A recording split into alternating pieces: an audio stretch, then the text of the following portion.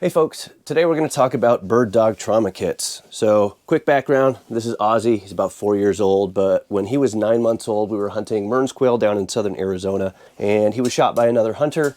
Took 2 shells full of 16 gauge lead. Most of the wounds were superficial, but there was one lead pellet that clipped his front left superficial brachial artery, and it was squirting pretty badly. He lost a lot of blood, and we almost lost him in the field about 200 meters north of Mexico. I was underprepared. I didn't have the right trauma gear for a dog. I had more than enough for people, but that didn't help in that moment. Were it not for a field expedient tourniquet made out of a slip lead and a stick and a roadside surgery from a very helpful veterinarian who tied off the artery and bought us enough time to get him to an emergency vet. Were it not for those things, he would have died. It was preventable, not just the bad shot from the other hunter, but my preparedness as far as having a robust bird dog trauma kit. So I'm going to share with you what I carry now as a result of that accident, and hopefully it's helpful for you. The trauma kit's broken down into 5 levels of care. You've got hemorrhage control, so that's a major bleed. We have airway and respiration, so it could be a sucking chest wound or an obstructed airway. You have evisceration, so say like barbed wire cutting open the belly and the gut spilling out. Gastric dilation volvulus, I think that's how you say it. It's just a fancy way of saying bloat. And then you have fractured, so a broken leg, something like that. I spread my trauma kit among 3 bags. These 2 are the primary. This is a bleeder kit. We'll get into the contents of that. This is a bit of a larger bag that has still some essentials, but also some less essential items in there. And then I have a back bag here. This might have a few non-essential, like non-trauma kit related items in it, but it does have a few key items that I carry with me on hunts. So I'm going to break into the bleeder bag first.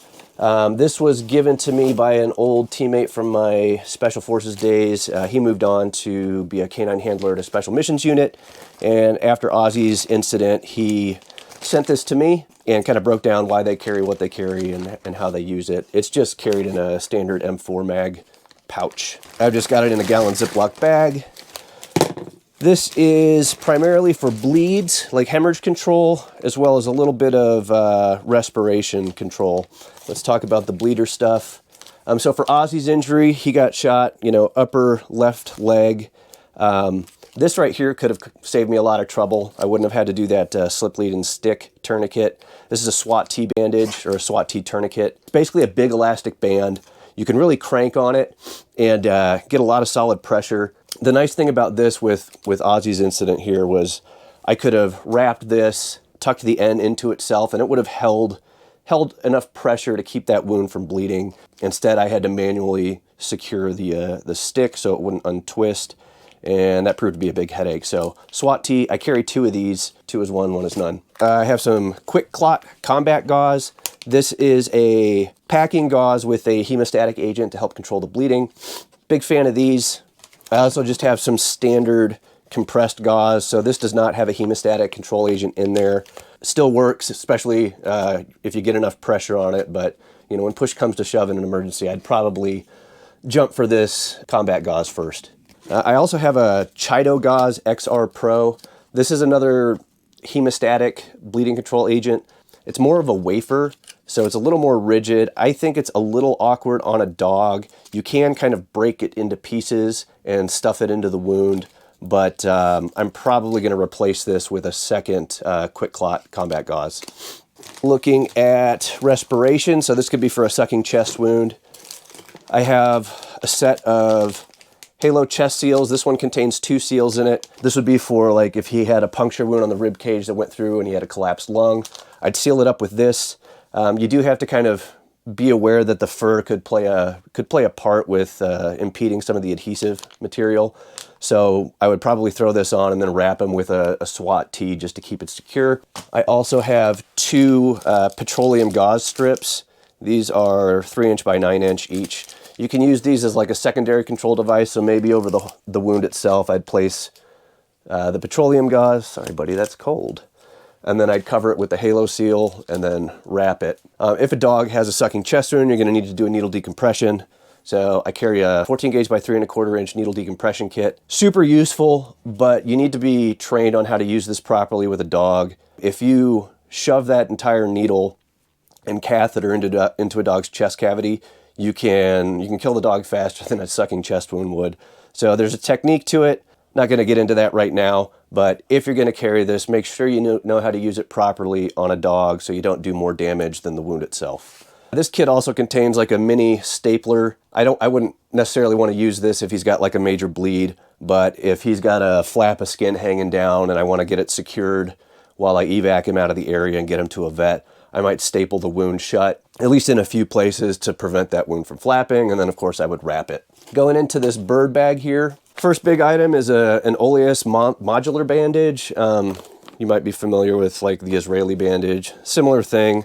This is going to cover up, especially if you've got like an evisceration, so his belly's hanging out, or his intestines are hanging out. I'm going to spray it down with some saline, wrap it with this if I need some extra security, throw the SWAT T in there, and get him to a vet.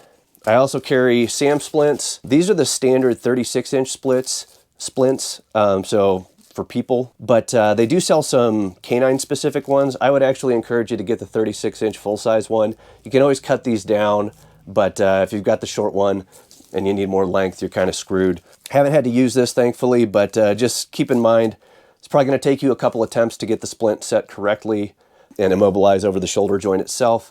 Once this is on, I'm going to wrap it with a SWAT T just to keep everything secure and get the dog out of there. Now, I don't hunt in areas where there's a lot of trapping, but if you do, like especially in the Midwest, this is a little kit I got from the Minnesota Trapping Association. It's free on their website. I think you just have to pay for shipping.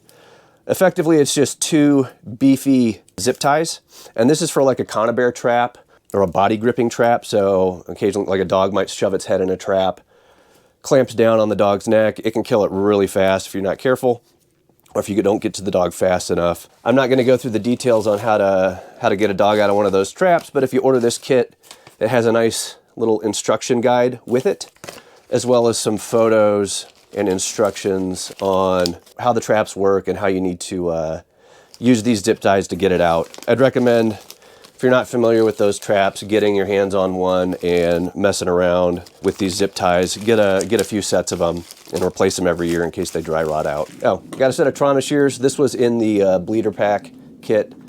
These are helpful for cutting bandages. If you have a vest on the dog, you can cut it off in case you're having trouble getting it off yourself. Here's my second SWAT T tourniquet, just in case. Great for people too. I do carry like a cat tourniquet for myself. Useful thing to have. Here's the saline I talked about, mainly used for flushing eyes, but like I said, with an evisceration wound, I'm gonna wet the intestines, not necessarily trying to clean them all off, but just keep them moist while I'm getting him to a veterinarian. So this is my muzzle. This is just a modified, what is it, like the Hunt Smith figure 8, so from Rick and Ronnie Smith. They use this as like a BART control device. All I do is I modify the snout opening to cover down about halfway on the snout instead of high up on the ridge. This still allows my dog to pant, drink water, all those things, but when you're treating a wounded dog, they're gonna bite you. This guy bit the shit out of me when I was trying to work on his leg. This is the first thing I'm gonna do before I start treatment. So those are the main items I have as far as a trauma kit's concerned. I do have a few other items in here. This is a hemostat. This is a straight hemostat. I would recommend getting a curved hemostat. So if you have an exposed artery, say it's like a big blast wound or a tree branch like rips open and you can see the bleed itself and where that artery is, you're gonna clamp above it. When Ozzy was getting his tailgate surgery, they did a cut down on the artery so we could see the exposed bleed. The veterinarian used a curved hemostat to clamp above it, took the tourniquet off, and then she sutured the artery closed to permanently stop the bleed. But these are helpful. Chances are you won't need it, but if you do need it, we'll save the day. I have some more Cobain in here, some athletic tape just for pads. I had my old Vizsla used to blow pads quite a bit, and he would throw his boots constantly, so still had some leftovers of that. So this is the last main trauma item I have. It's a surgical cricothyroidotomy kit. Kind of advanced if you haven't been trained on it. I was fortunate in the military to get a fair amount of training on how to use these things. So if you don't have training on it, not something I would include in your kit. You can do a lot of damage with this if you get it wrong. But the nice thing in here is included in the kit is a small sterile surgical scalpel. So again, if like you're in a really bad situation and you have to do a cut down to get to an artery, it does have a scalpel in there for you to use. But again, if you haven't been trained on it or can't find someone to train you on it, probably not something you need to include in your kit. Treating the patient at the point of injury is your first step. The second step, though, is going to be getting the dog to the truck. I tend to hunt alone. I tend to hunt, an hour plus away from any veterinarian, and generally I'm a few miles from my truck at any given point in the hunt. So you need to be able to get the dog out of there. I use a Final Rise vest. They do market this as being capable of carrying a dog out. So basically, this is an older version of their Summit. You would slip the dog through here, chest, abdomen, throw them on your back and walk them out. It does work, I think, for minor wounds. It's okay, like super blown pads, maybe even a break, although I don't know that I would love to have a dog on my back with a broken leg. What I would prefer to have is, so I would want to reverse wear this, and if I had to slot a dog through there, I don't like the idea of these side panels cutting in under the front legs and also cutting into the abdomen, especially if they have a massive abdominal wound. Depending on the situation, I might just take a knife. I carry like a little Leatherman.